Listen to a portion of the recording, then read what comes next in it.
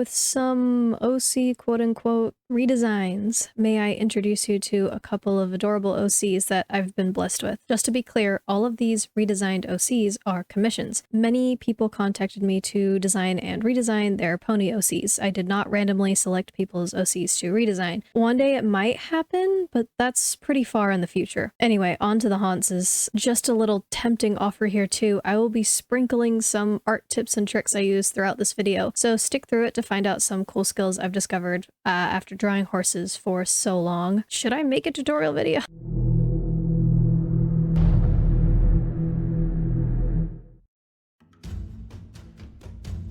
Moon Phase was the first of 2 commissions from a very sweet person who is actually writing a book, I think. I need to reply to that comment. This person also added greatly to my own collection of awesome gifts, so thank you for that. The best goofy, silly gifts are now sprinkled throughout our conversations. Moon Phase is described as a sweet, shy girl who loves the stars. Luna is her favorite princess. She has a pendant that shows the faces of the moon, a gift from a zebra she once knew. Now, the creator of Moon Phase has a certain signature Pegasus style as well, one I really wanted to honor and experiment with. I almost added more of my own signature feathering, but I experimented with a different type of hair rendering instead. So thank you, creator, for letting me have fun and try out your Pegasus headcanon. In the creator's words, their Pegasus style includes long feathers that lay over the tail, downy feathering up the back to the base of the wings, and the feather haunces also tend to be smaller and bulkier, which contrast my own lanky Pegasus traits. The creator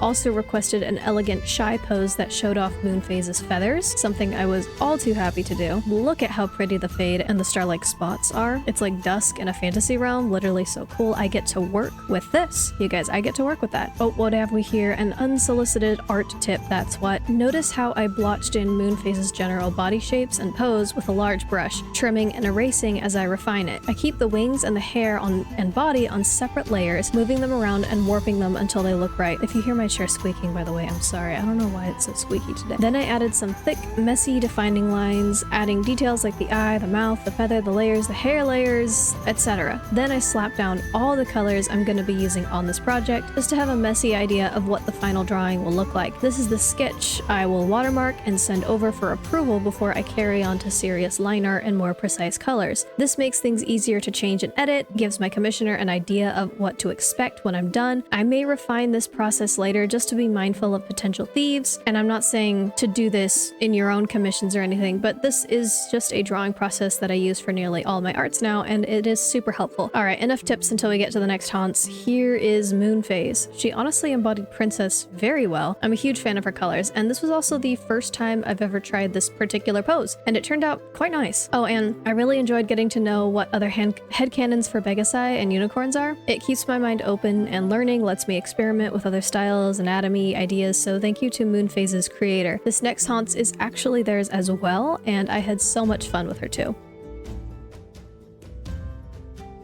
Here is the second girly herself, Penny Ink. Penny Ink is an author, is a play on pen and ink, and just look at her cutesy little colors, so bright and happy. Penny is described as slim, graceful, and fragile looking, always at her desk and writing. Oh, before I go on though, let me just say poor Penny might have turned out entirely different. Her beginnings are a classic case of my own overthinking. Somehow I got it into my head that a simple pose was not good enough, and I had to do something complicated and cool and dynamic. It sucked. I was tracing stuff because I couldn't figure anything out. So I returned to my roots, what I was comfortable with, and honestly, I regret not sticking with my guns in the first place. Instead, I was listening to my fears and insecurities. But in the end, where I was comfortable was the right choice. Don't experiment on commissions if you can help it. I think that's the tip of the day. I was given freedom to add my trademark unicorn species traits to Penny, which I did with gusto. The deer-like qualities just fit really well with her description of being slender and tall. I also decided to add some writerly accessories to her as well, and I really harp on that I am a writer look. Alright chat, I'm gonna give you some more haunts art tips I've learned. These tips may seem kind of repetitive and boring if you draw many horses, but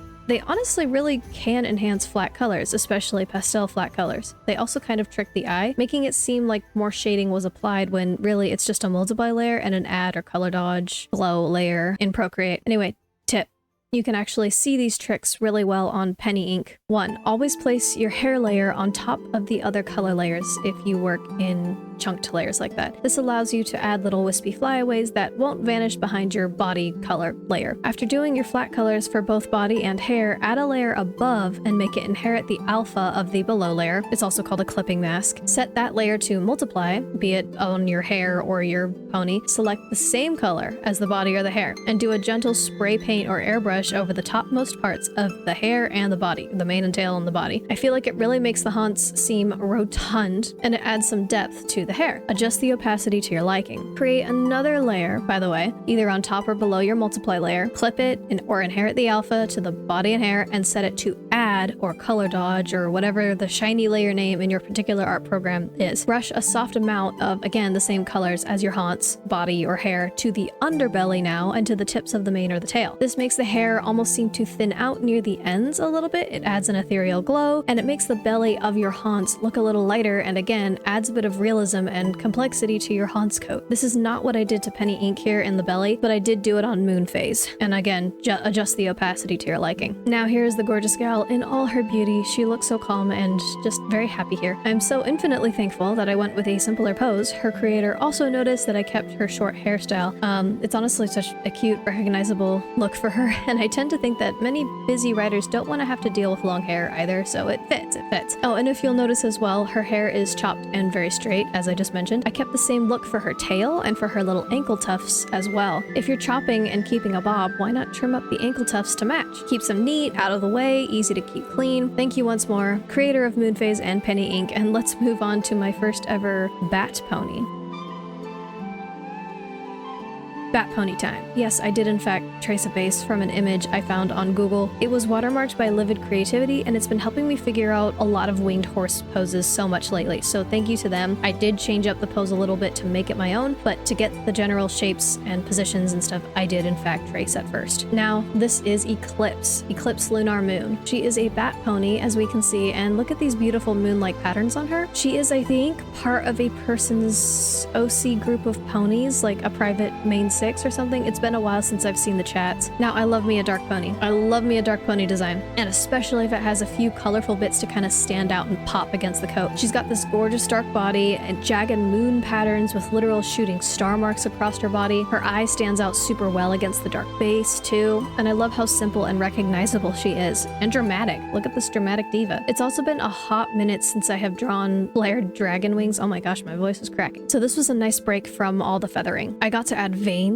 and little pink blushes and so much goodness. Just a quick interruption as well to thank my awesome members and patrons. You guys are keeping me upright physically. Thank you so much to Skysetter, Cosmic Cadet, Skell, Glitchlich, Chloe Michelle, Artist for Life on Patreon as Knights and Citizens, and thank you to Entity X, Artistic Dragon, Carter Sean Kessler, Embrace, Sakura, Pion Steam, and Nee the Fallen Moon Tiger as Imperials, Citizens, Knights, everything on YouTube. I'm so honored that you all have chosen to drop your pence into my outstretched sock. You've just let me keep doing what I'm doing through a very turbulent time in life, and to those of you who are following my journey, subscribing, liking my videos, and providing feedback, I appreciate you all as well. Without the vast majority of you, I would be struggling so much more than I am. You're providing critiques, feedback, so much encouragement. Thank you to all of you. Special thanks again to Skysetter, Cosmic Cadet, Skell, Glitchlich, Chloe Michelle, Artist for Life, Entity X, Artistic Dragon, Carter Sean Kessler, Embrace, Sakura, Pion Steam, and Nee the Fallen Moon Tiger. I hope none of you ever stubbed your toes again. As you all continue to look upon this bat girl, I'm gonna serve up another small tip. Honestly, these tips could make it into their own video. Should I make a tip video?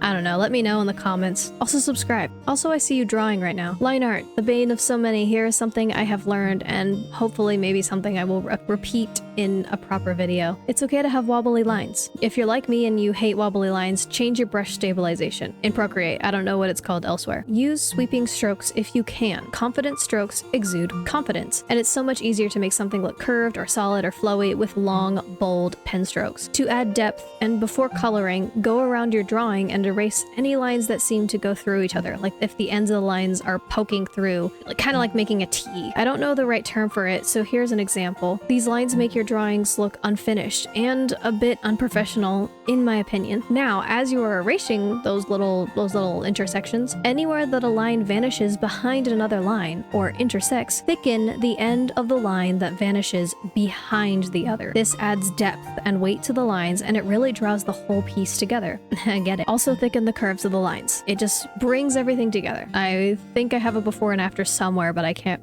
guarantee it. Okay, this was not supposed to be a whole art lesson, but here is Eclipse Lunar Moon. Thank you to Eclipse's creator for showing off and gushing about this girl and her companions. I find myself really loving hearing about people's characters and ideas, even if I can't really read all the details you guys send me, but I especially like it when I'm gonna get to draw them too. I get some context. What do you all think? I know several of you were asking about a certain bat pony. What say you of this attempt? Eclipse literally looks like Lunar rocks here. I think that was so well done. I want to not to pat myself on the back or anything, but I really like it. Beautiful night sky tapestry here. Notice again the light underbelly and the darker top too. I'm using the big brain tricks. Also her legs like kind of get a little darker near the hooves, so that's a big trick too. Big brain. I almost included 4 ponies here, almost, and then I decided to add art tips and I ran out of time. So much talking and yapping, now time for fan art. I've been having a hard time keeping up with a weekly schedule, so I'm going to test a few things out as I start on another few series that I wanted to begin after this pony fever. What do you guys think of these ponies? Do you have your own pony OCs? Feel free to share backstories and cool lore in the comments. I promise I read every single one, even if I can't reply. Like, it's taken me 2 hours to just heart comments before. It's great. Oh, and before I forget, I'm gonna let y'all special people who stayed to the very end know I've got a few big things cooking. They are microwaving in my brain, round and round. They want to be out. They are irradiated. Pray for me. I need to focus and finish before moving on. I'm excited to show you all, though. I'm so... They're pretty big ideas, and I'm excited, and they're really cool, and I really hope you guys like them too. I hope you're in the fandoms that I'm in, so I get to show them to you. Anyway, until I see you all again, probably with more ponies until I am done with this series. May the Lord bless you and keep you.